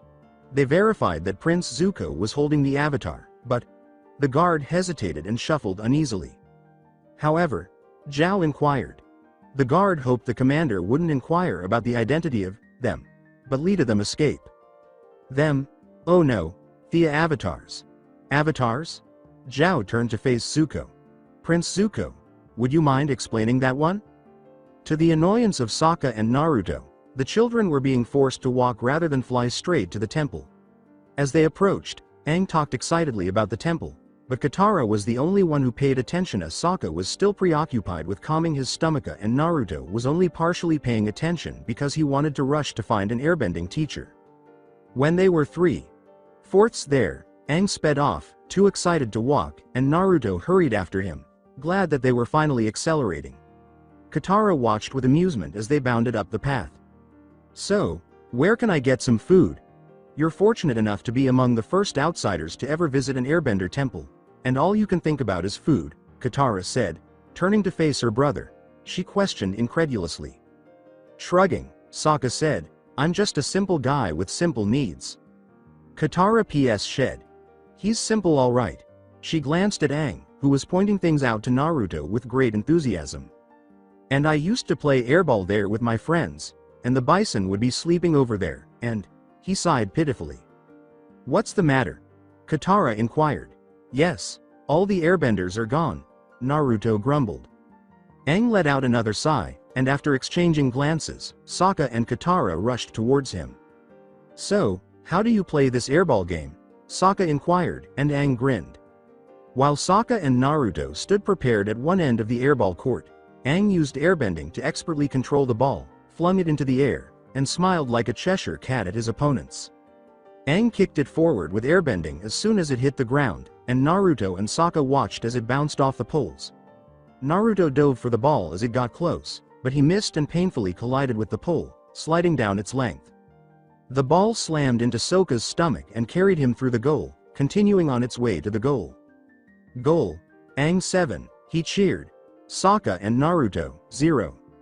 When Sokka saw an old, worn-out helmet, he began to get up but stopped, saying, making him feel better is putting me in a world of hurt. Katara, check this out. Glancing at the helmet, Katara said, Fire Nation. We should tell them. With a nod and a sigh, Katara said, guys, there's something you need to see. All right. I'm on my way, and they'll do it again to Aang, Katara said, glaring at the helmet and bending some snow over it and her brother. No. Let Aang be a kid a little longer. Katara watched them jog over, passing the ball to each other, and smiled inwardly at their childlike innocence, something she wished she still had, but the Fire Nation had taken care of that. How are you? Naruto inquired. Era just a new waterbending move I learned. Good one. But enough drills. We need to see the entire temple. Aang sprinted in the direction of the temple, Naruto following closely behind. Yes. Here I am. Airbending. Sensei. You know you can't protect him forever. Katara didn't answer and continued walking, so Sokka brushed the snow from his face, grabbed his parka and gloves, and followed them. Hey Aang. Yes? Do you think Katara and Sokka are acting oddly? Well? Aang looked back to the two siblings. Sokka was angrily saying something to Katara, jerking his hand and pointing at the two boys, while Katara was silently glaring at him. When they noticed Aang looking at them they stopped, smiled, and Sokka threw his arm around Katara. Huh. Perhaps that's how they typically behave. We've only been acquainted with them for a few days. Naruto turned to the two, Katara now shouting something at Sokka, who stopped when they realized they were being watched once more. They usually fight in front of us no problem. I think they're arguing about us. How about? Naruto gave a shrug. After a minute of silence, Aang finally said, teenagers are weird. Firebenders from Katara were present. You cannot act as though they weren't, Sokka informed her. She countered, I can for Aang's sake. He'll be devastated if he learns that the Fire Nation invaded his house. Additionally, he won't be alone. What are you saying, Naruto? What impact will this have on him? Sokka snorted. Hey airbenders, they said, glancing at Naruto. I require a master, get out there and impart knowledge. If he finds out that there's nobody left to teach him, he'll be crushed, Katara clarified. Please. He will probably scream and swear. Aang had called them over to introduce them to someone before Katara could respond. Or agree. Startled and perplexed, Katara and Sokka hurried over, and Naruto zipped over, asking, Who? He's where? Is he a master of airbending? Will he instruct me? Well, let me introduce you to Monk Gyatso, The world's best airbender, Aang said with a laugh. I learned everything I know from him. Deflated, Naruto said, oh, you were discussing a statue. Sokka crossed his arms and squinted at the tilted statue head while Katara reassuringly rubbed his shoulder. Aang bowed to the statue with a smile. Rewind. Gyatso took a cake out of the brick oven. But the gooey center holds the Ru secret. Gyatso airbent the fruit filling into a winding mountain of filling by lifting his hand above the cake. Aang sighed, turning away from Gyatso and not really listening to him. I take it that you're thinking about more than just my antiquated cake. Making method, Aang? Gyatso inquired. With another sigh, Aang turned slightly to face Gyatso and said, this whole avatar thinga, maybe the monks made a mistake. But we can't worry ourselves with what was. He turned to Aang and said, the only mistake they made was telling you before you turned 16. He pointed to the grounds in front of them, which were populated by contented airbenders, playful lemurs, and grazing sky bison. We must act on what is. Before another question came to mind, Aang smiled for a moment. But Gyatso, how do I know if I'm ready for this? When you are old enough to enter the Air Temple Sanctuary, your inquiries will be addressed. Gyatso informed him, you will meet someone inside who will help you on your journey. Aang became alert and whirled in Gyatso's direction. Who is it? When you are ready, he will reveal himself to you. The elderly airbender gave a cryptic response. Aang let out a groan. Now, will you assist me with these cakes, or not? Gyatso asked Aang. He smiled mischievously as he asked. When Aang saw, he smiled back, all right. 1. They both took positions that involved airbending. 2. They formed airballs and took a step back. 3. They hurled the spheres at the cakes, which landed on 4 monks who were meditating and were subsequently surrounded by ravenous lemurs. The airbending masters, both young and old, bowed to one another and said, your aim has improved greatly, my young pupil. The end of the flashback with a sorrowful expression on his face, Aang rose from his bow, realizing that he would never again see his former friend and master after thinking of Gyatso. When Katara put a hand on his shoulder, he turned his head slightly. You must miss him. He replied solemnly, yeah, and entered the temple. Where are you heading? Katara inquired. The Air Temple Sanctuary, he said, turning back to them. He went on into the temple, saying, there's someone I'm ready to meet. The others shrugged as Katara glanced at them. They followed Aang inside until they came to a stop at a big wooden set that had what Katara thought was a large, intricately designed, 2-horned Tsungi horn on the front. Light blue spiral seashells that appeared to Sokka were set inside the Tsungi horn. Naruto glanced at his clan symbol, which is also a spiral, on his left arm before blinking and turning back to the door after examining the spiral seashells and the spiral air nomad symbol on the ground they had just crossed. Naruto turned to face Katara and said, but Aang, adding that, no one could have survived in there for 100 years. It's not insurmountable. Aang reminded her, I made it through that long in the iceberg. Naruto chuckled and said, he's got you there, Katara, Nichan. Katara gave him a fierce look and then let out a defeated sigh. Aang was right. Whoever's in there might help me figure out this avatar thing, Aang clarified. Additionally, whoever is inside may have a variety of delectable cured meats, Sokka talked excitedly. And the person inside could be an airmaster, Naruto cried out with equal eagerness. Aang corrected it, airbending master. After saying, yeah, that too. He and Sokka hurried to enter, but they discovered the hard way that the door was stuck shut when they painfully collided with it face first. In the meantime, Naruto was rolling on the ground, nursing his red face, while Sokka instantly got back up and attempted to push the door open. Seeing that this was a waste of time, Sokka eventually gave up and slid to the ground, looking at Aang and saying, I don't suppose you have a key? Aang grinned and said, the key, Sokka, is airbending. He gestured for the others to follow him before assuming an airbending position. Aang inhaled deeply, then extended his arms to his sides and pushed them forward, sending a stream of air from each hand through the horns into the tubes. The air hummed melodiously as it passed through the tubes, and the shells turned from blue to maroon one by one. The door unlocked and opened on its own with a final loud click. Hey, is anyone home? Without receiving a response, Aang called into the dark room, and the others reluctantly followed him as he entered. So you and your firebenders were defeated by two boys who were 12 years old? You're even more pathetic than I thought. Zhao sneered and shook his head. Have you ever engaged in combat with someone who possesses the ability to bend multiple elements? Zuko snarled. Zhao's sneer disappeared. No. They are both strong, regardless of age, and I have faced two individuals like that. But they won't defeat me again, no matter how powerful they are. You're correct. There won't be a next time, so it won't happen again, Zhao said. Commander Zhao, Zuko said. I've been hunting the Avatar for 2 years now and I. With fire gushing from his extended hand, Zhao spun around and said, and you failed. It is too crucial to entrust the Avatar's capture to a teenager. I now own him. Zuko snarled and lunged toward Zhao, but Zhao's guards stopped him.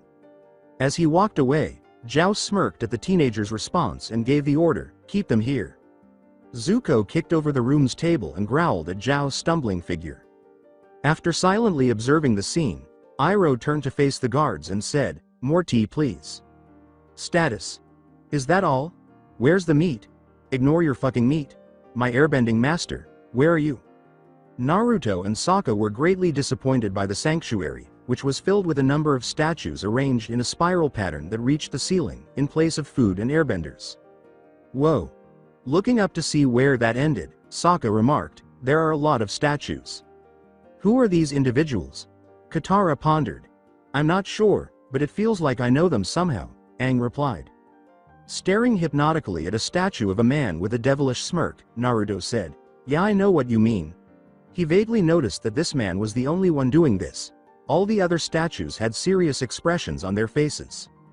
Look. With a start, Naruto turned to face Aang and exclaimed, that one is an airbender. Naruto glanced at the statue of a woman in robes with an arrow on her forehead that Aang was pointing to. It happened to be next to the one he was staring at.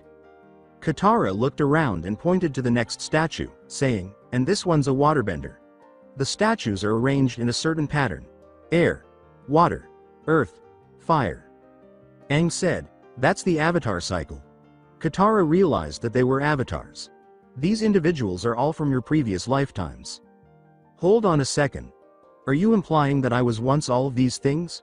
Katara nodded as Naruto asked incredulously. Don't tell me you guys really believe in that past life stuff, Sokka laughed. It's true. Katara replied. When the Avatar dies, he's reincarnated into the next nation in the cycle. Well, does that imply that I was once Aang if it's true? He turned to face the smiling Aang. Yes. And I'll be you in 500 years. So you're me and I'm you, but we're two different people, but we're still the same, but we exist at different times, but we're here looking at each other, so that means I'm looking at myself, but you're not me, but... Katara slapped him. Thanks. I required that. She turned to face Aang, who was gazing at a statue, and said, anytime, Aang. No answer. Don't tell me that I must also slap you, Aang. Huh? Aang blinked. After giving him a worried glance, Katara turned to face the statue and asked, who is that? That's Avatar Roku, the Avatar before me. Gazing at the statue, Sokka said, you worked as a firefighter. It makes sense why I didn't have faith in you guys when we first met. No writing is present. You know his name, but how? Katara inquired. He glanced back at the statue, whose eyes he thought were glowing, and said, I just know it somehow. It couldn't get any stranger. Furthermore, why are you merely sitting there like a snail? Sokka grumbled.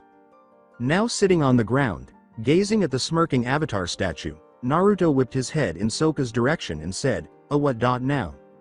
The four looked to the sanctuary's entrance, the source of the low but loud humming noise that echoed through the room before Sokka could react, and all it took for them to duck behind the statues was the sight of a big shadow with long ears.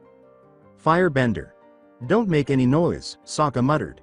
A sound is coming from you, Katara said, but the other three shushed her. As they approached, Naruto drew his kunai and Sokka withdrew his club. We're going to rush out and jump this guy on the count of 3, Sokka whispered. The firebender will be unaware of what struck him. Naruto nodded. 1, 2, 3. They halted after taking one step outside and, in Sokka's case, drooled upon seeing the intruder. With a head tilt, Naruto said, what is that? Aang and Katara looked curiously out from behind their statue. Aang recognized the small, furry, white and brown creature immediately and joyfully in place of the firebender, lemur. Dinner. Sokka's words caused the lemur to shrink away. "Oh no," Katara exclaimed, "it's adorable." As if to reassure the lemur, Aang said, "Don't listen to him. You're going to be my new pet." Sokka argued, "Not if I get it first." Katara and Naruto watched as the two pursued the lemur out of the room after both lunged for it, causing it to scream and flee. "How likely do you think it is that Sokka will get that lemur before Aang?" Naruto pondered. "Oh." Sokka's scream was heard by them. Naruto perspired as Katara deadpanned, "No chance whatsoever." Grr. When Naruto and Katara froze, they slowly turned around and saw a small fox cub with orange fur except for its paws, red tips on its ears and tail, and white belly. The cub was probably small enough to sit on a person's head. Naruto calmed down a little. "A fox? Oh no, this one is also adorable," Katara exclaimed. "Girls," Naruto said, rolling his eyes as he glanced down at the fox, which sniffed him before giving him a questioning look. As the two gazed at one another, Katara couldn't help but notice how similar their facial expressions were, with their eyes squinted and heads tilted. Naruto did look like a fox with those whiskers, though. As Katara approached the fox and reached out to pet it, the fox gave her a menacing growl. Katara quickly withdrew her hand, blinked, and scowled, saying, "He sure does have a bad attitude." "You simply don't know how to handle animals," sneered Naruto. "Watch me." Naruto pulled out a few pieces of candy, ate a couple himself, and held out the rest to the fox. The fox cautiously ate one. Its eyes widened as it finished and happily ate the rest. Naruto smiled. "See? It's done that way." When Naruto screamed and threw the fox away, the fox barked and fled after its eyes narrowed and it bit his hand. "You foolish fox. Return here." Naruto went in pursuit of it. With a sigh, Katara shook her head and said, "Boys." Entering the tent, Zhao declared, "My search party is ready." Iroh sipped his tea while Zuko grunted, "Once I'm out to sea, my guards will escort you back to your ship and you'll be free to go." "Why? Do you fear that I'll try to stop you?" Zuko scoffed. Zhao chuckled, "You? Stop me? Not possible." Zuko got to his feet and said, "Don't undervalue me, Zhao. Before you, I'll catch the Avatar," he said. Getting to his feet, Iroh added, "Prince Zuko, that's enough." "You can't compete with me," Zhao said, laughing once more. "I am in charge of hundreds of warships. And you're just a prince who has been exiled. No house. No allies. Not even your own father wants you." "You're not correct.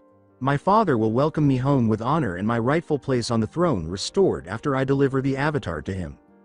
Your father would have permitted your return by now if he truly wanted you home. An Avatar or none at all. However, you are a failure and a disgrace to the Fire Nation in his eyes." "That is untrue." Everyone in the room could see that Zuko was on the verge of losing it, and Zhao knew that he was pushing it. "You have the scar to prove it." That was the final straw. Zuko leapt from his chair once more and said, "Perhaps you'd like a matching one," he roared. "Is that difficult?" Zhao's tone was even and low as he asked. "Sunset. Agni Kai." With a pause, Zhao said, "Very well. It's unfortunate that your father won't be present to witness my humiliation of you. Your uncle will do, I suppose." Zhao left after saying that. "Prince Zuko, have you forgotten what happened the last time you dueled a master?" Iroh said to his nephew as soon as Zhao exited the tent. The memory made Zuko's scar ache. "I will never forget." "Hey, little one." Aang called to the lemur, "Come back." Aang was finally going to capture this lemur as he pursued it into a small, dilapidated building with a tarp for a door after outwitting the warrior, racing Sokka through the hallway, and leaping from a balcony 7 stories above big, jagged rocks. He walked through a second tarp and called, "Come on out, little lemur. That hungry guy won't bother you anymore." He gasped at what he saw in the room. Across the room, half buried in snow, were the remains of numerous firebenders. Firebenders? They were here? Aang looked around the room more, and what he saw made his body numb and his breath catch in his throat. If the ancient and tattered air nomad robes were any guide, the skeleton of an airbender monk was visible in the sunlight lit back of the room. Aang instantly recognized the wooden necklace, which was even more significant and unique. Gyatso. Sobbing, Aang dropped to his knees. Gyatso had passed away. No Gyatso had been killed. Additionally, the other airbenders would have also perished if he had been killed. Sadness. Anger. Sadness. Shame. Fury. Despair. His body was exploding with all of these feelings and more. Because he was so distraught, he didn't even notice Sokka walking in until the older boy put a consoling hand on his shoulder. Come on, everything will be alright out of here. Will everything be okay? His people have died. How are things going? Who is he to say that to him? The Fire Nation, too. How dare they? Aang's tattoos began glowing as he allowed his anger to take over. At the sight, Sokka gasped and flinched away. Katara continued to gaze at the statues in the sanctuary. The eyes of the Roku statue and all the other statues began to glow when she paused to gaze at them. Katara took a sharp breath. Aang? Naruto, she exclaimed as she hurried to locate her companions. The two were now facing each other down in a courtyard where the fox's pursuit had come to an end. The fox appeared ready to leap at the blonde as it snarled at Naruto. With his arms raised, Naruto appeared prepared to strike if it did. Naruto's eyes and whiskers flashed white for a moment as he suddenly stiffened. Then, as though in a daze, he began to move away. Now bewildered, the fox watched the boy go, and when he disappeared, it even let out a little whine. A priest was praying in front of a mural depicting Kyoshi and other well-known Earth Kingdom avatars in an Earth Kingdom temple when their eyes began to glow gold. The blue light flaring above the temple was observed by Northern Water Tribe members and water shamans.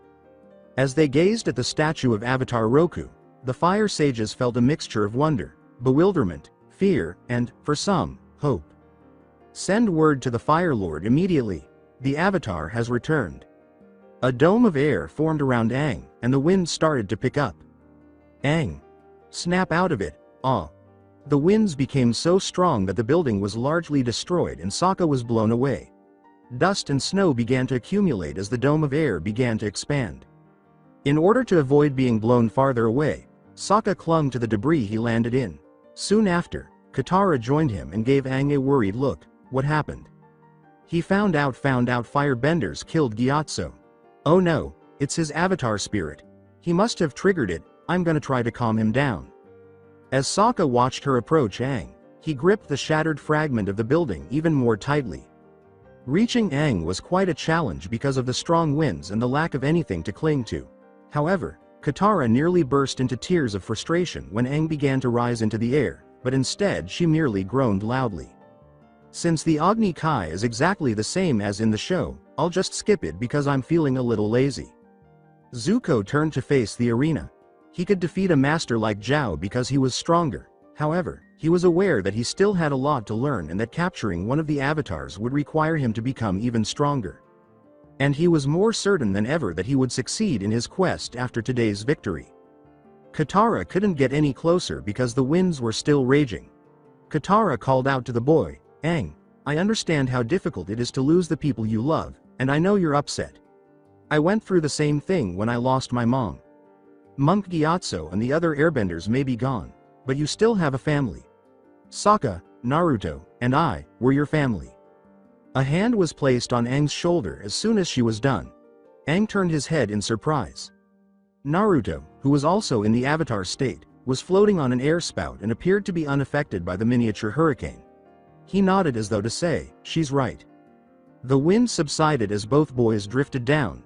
In the avatar state, Aang stood motionless in silence as Naruto faded out, moaning with a headache. Sokka and Katara ran toward the two. Katara and I, and even Naruto, aren't going to let anything happen to you, Sokka said. Aang's hand was taken by Katara. He fell into Katara's embrace after exiting the avatar state. I'm sorry. Katara said, it's okay, it wasn't your fault. But you were right. And if it firebenders found this temple, that means they found the other ones too. I really am the last airbender. Naruto gave him a shoulder squeeze. Not really.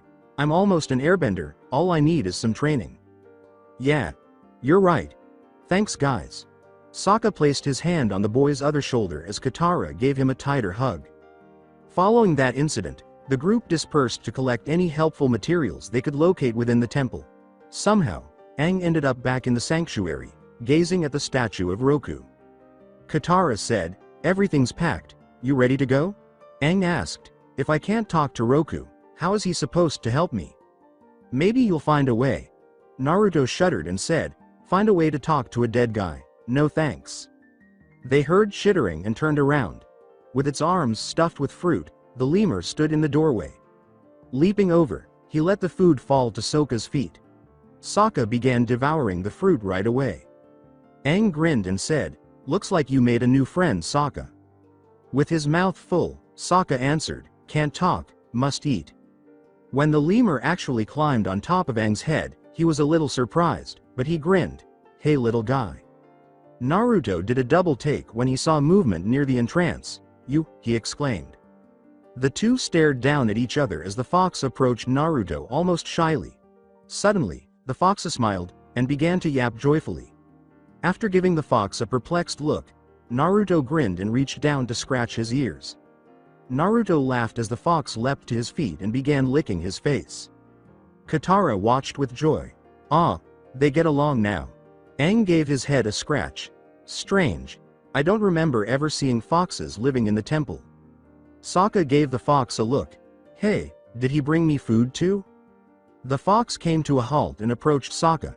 Grinning, Sokka extended his hands in anticipation. After examining the appendage, the fox proceeded to chomp. Gaw hhhhhhhhh. With Momo on his arm, Aang stood beside Appa, both of them gazing at the temple. "You, me, and Appa. We're all that's left of this place." Chomp. Arf. With a wince, Aang glanced down at the animal fastened to his ankle and said, "Sorry. I can't forget you're part of this temple too. We have to stick together." When Naruto removed the fox from Aang, he said, "That's right." He grinned at everyone, who grinned back, saying, "We're all family now. And family looks out for each other." Katara petted the more well-behaved fox and inquired, "So what are their names?" "Uma." Momo returned with a swiped peach after jumping off Aang. "Momo." As the others laughed, Sokka appeared stunned. Katara gestured toward the fox. "What about him?" "Uma." Sokka grabbed another piece of fruit from a bag and pushed it aside. Naruto raised his head thoughtfully. "Wella, how about a?" The fox roared loudly and sprayed a stream of fire that burned the bag and everything inside. The fox left the four of them staring. Naruto made a feeble suggestion. "How about torch?" The others gave a stupid nod. Momo, Torch, and Aang turned to face the Southern Air Temple. They observed as their house shrank until it was no longer discernible. So that's it for today. I hope you guys enjoyed it. Don't forget to like, share and subscribe to the channel for more awesome stories like this. Thank you. See you all in my next video.